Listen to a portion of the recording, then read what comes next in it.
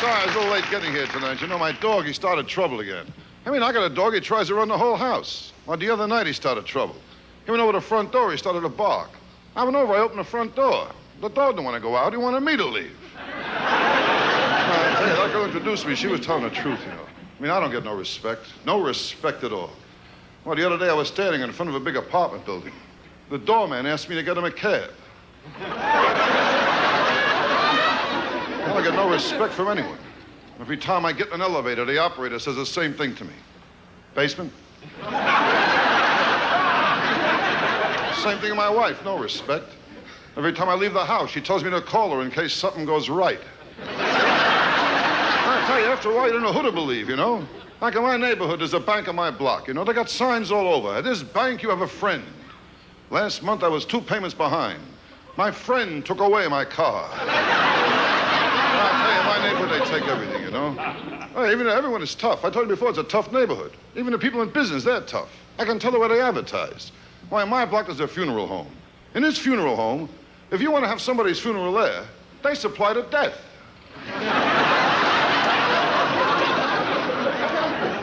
Now, I tell you, it's getting worse over there, you know? Like last week, in front of my building, they put some new sidewalk in. I remember when I was a kid, used to put my handprint in the wet cement. I figured I'd do it again. I'll tell you, it's a weird feeling, put your hand in cement, and you feel another hand. What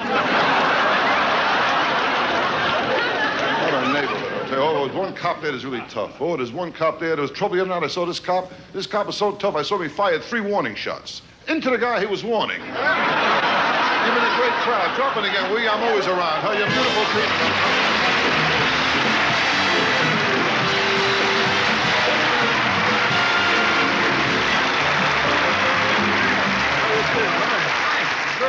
Funny tonight, Rodney. Oh, yeah? You really had me laughing, you know? Oh, yeah? Well, thank you very much, Dean. I think I'll have my usual drink, you know. Teddy, Shirley Temple, extra sugar. Oh, yeah. Hold it. No Shirley Temple tonight, no extra sugar. No, I don't want to kill my appetite, you know. You told me tonight after the show you're taking me out for a good meal somewhere, right?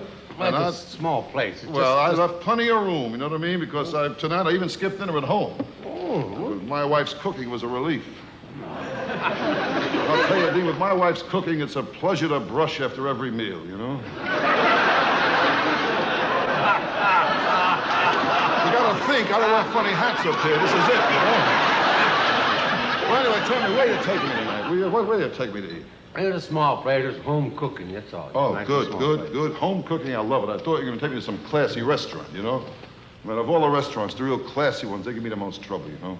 Took my wife out last week when I showed her a good time. Took her to a classy restaurant. Nothing but trouble, you know? I mean, these classy restaurants, someone is always looking for you to give something, you know? As soon as I walked in, I sat down, a guy came over with a violet. Then I was hungry. I had to sit there and listen to Musetta's waltz. Then I couldn't figure out who my waiter was. One guy took the order, another guy wheeled it out, another guy served it, and another guy, he just kept putting down butter.